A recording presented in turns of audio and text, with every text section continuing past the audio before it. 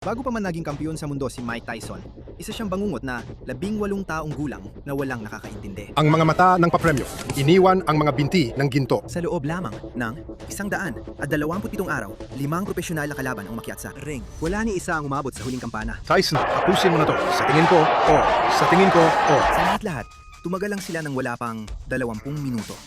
Grabe, nakakatakot si Tyson. Dito, si Alderson ay bumagsak sa round na ito.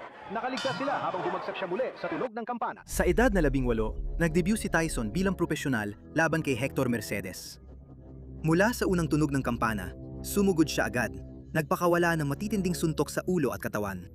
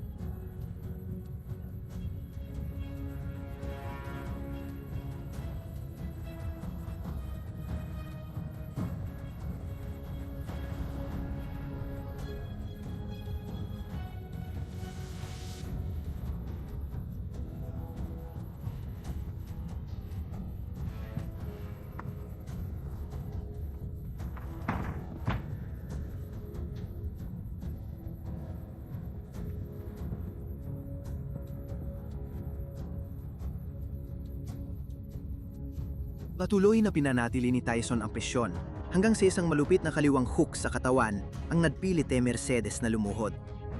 At doon niya ipinahiwatig na hindi na niya kayang magpatuloy.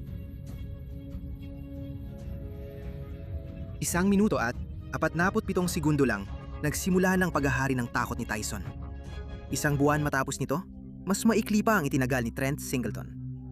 Mula pa lang sa simula, sumugod si Tyson ng determinadong manakit. Inatake ang katawan at ulo bago isang kanang hook ang nagpabagsak kay Singleton. nakaputi ang isa. Si Trent Singleton naman ay nakaasul na may gintong guhit. Nasa unang round tayo. Mukhang hindi natin masyadong napanood. Bumangon si Singleton pero muling bumagsak sa sahig matapos ang isang malupit na kaliwang hook. At sa kaunting nakita natin kay Mike Tyson at sa kanyang profesional na karera, bumagsak na agad si Sunod, pinakawalan ni Tyson ang sunod-sunod na malalakas na suntok sa ulo. Napahapay pasulong si Singleton na parang manikang basahan. Muling bumagsak sa lona at pinatigil ng referee ang laban. At para siyang makina na walang tigil sa galaw hanggang ngayon. Mukhang hindi magtatagal ito. Si Trent Singleton ay nasa matinding panganib. Nasa unang round pa lang tayo. 3 bagsak sa loob ng 52 segundo at tapos na ang laban.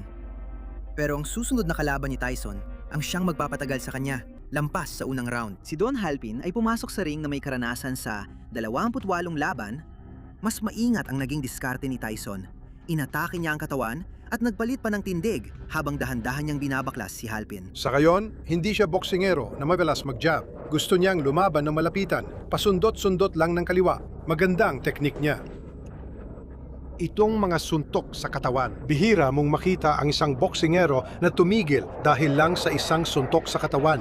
Ang ginagawa niyan, unti-unti kang nauubusan ng hangin sa mga huling rounds. Medyo malapit yon sa borderline. Nakalusot si Tyson doon. Ang ilan ay kaliwang kamay, kaliwang paa ang nauna, gaya nga ni Halpin. Marahil ay masyadong maaga para sa isang batang boksingero sa simula ng kanyang profesional na karera na ipareha agad siya sa isang kaliwete. Darating din yan. Magkakatotoo rin ang sinasabi niya. Kaya wala pang ipinapanganak na perpektong heavyweight. Pero baka si Mike Tyson na nga yun dahil iyon ay isang malakas na kaliwang hook na yumanig kay Halpin ng husto. Umatras siya. Sinubukang hawakan si Tyson pero tinabig siya ulit ni Tyson ng kaliwa. Ngayon, ito na ang tunay na pagsubok para kay Don Halpin. Pakaliwat pakanan lang ang galaw niya. Magandang galaw na itaas na katawan mula kay Tyson. Naghahanap ng butas. Nagbitaw ng jab, mintis. Pero muli, siya ang Pagkatapos sa ika-4 na round, isang mabagsik na kaliwang hook at isang kanang suntok ang nag-iwan kay Halpin na walang laban. Sunod, isang matinding suntok ang nagpatumba sa kanya sa lona. mga 1 minuto at 38 segundo pa lang sa ika-4. Kaya ba ni Tyson tapusin ito? Sa tingin ko, oo. Sa tingin ko, oo. Tama na yan. Pinilit ni Halpin si Tyson na maging matyaga laban kay Ricardo. Speng, bumalik siya sa purong paninira.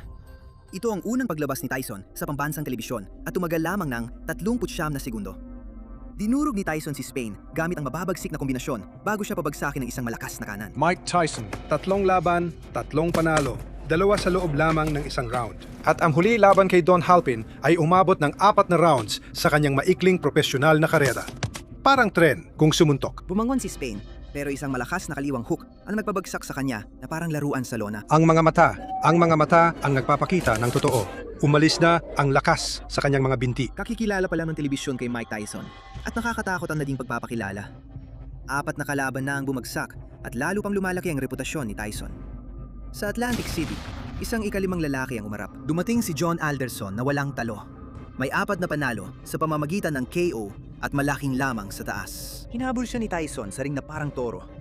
Pinadugo ang ilong niya sa unang round. Si Alderson ay may napakalaking lamang sa taas. El, gaano kalaki ang magiging epekto niyan sa laban ngayong gabi? Kailangan niyang ilayo sa kanya si Tyson. Gamitin ng jab ang tuwid na kanang kamao. At si Mike Tyson ay mahusay pumasok sa loob. Isa yan sa mga ginagawa niya. Kaya, era-atake siya sa katawan pag nakalapit na siya. Kaya hindi ako sigurado kung ang taas lang ay magiging malaking kalamangan para kay Alderson. Sabi ni Alderson, kapag nakapasok siya, asahan mong yayakapin ko siya. Hindi ko susubukang makipagsabayan sa kanya sa loob. Hindi ko siya masisisi. Kaya't magiging abala si Frank Cappuccino ngayong gabi at mukhang hindi magtatagal ang 6 na round ng laban na ito dahil sa mga counter punch na yon. Isang left hook, tama sa mukha ni Alderson ang suntok na iyon. Iyon ay isang kakaibang suntok, pero napakalakas talaga ni Tyson kahit paano niya ibato ang mga suntok niya. Sila ang mga iyon.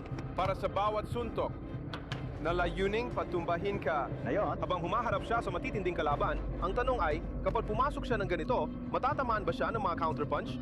Yan talaga ang gustong gawin ni Alderson. Tyson, narinig nyo na, syempre. Ang binatang ito ay lumalaban at napakahusay. May amateur record na 25 at 2.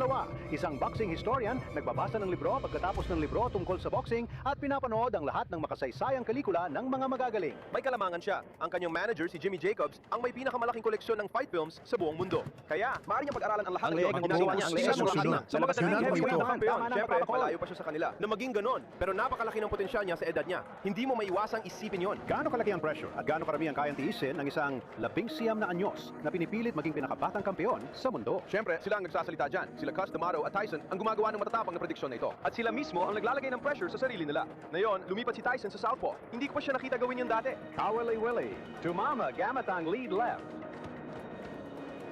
Dumudugo na ang ilong ni Alderson at sa tingin ko galing yon sa unang kaliwang suntok.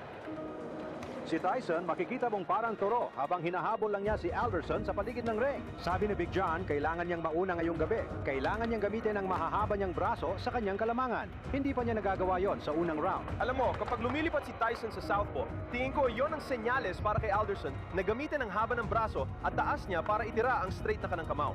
Dapat lang niyang bitawan ang suntok na yon. Si Alderson may napakagandang amateur record, 154 na panalo at 12 talo, tumigil ng 3 taon sa pagboboxing. Nagtrabaho siya sa minahan sa West Virginia.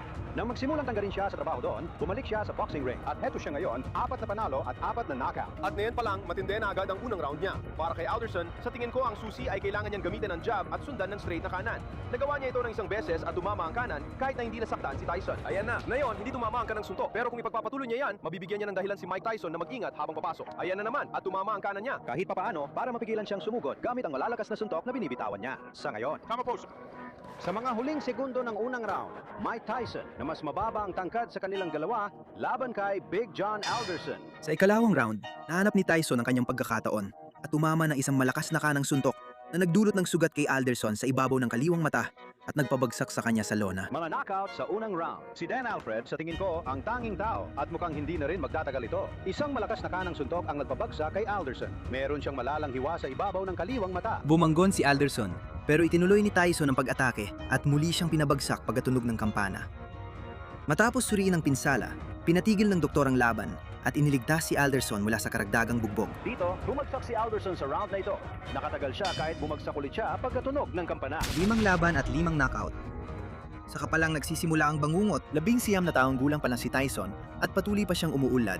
Pero malinaw na ang kanyang estilo. Walang tigil na presyon, nakakakilabot na bilis at lakas na kayang tapusin ang laban kahit kailan. 5 kalaban na ang sumubok. Wala ni isa ang umabot sa huling kampana. Higit pa ito sa simula ng isang karera. Isa itong babala para sa buong heavyweight division.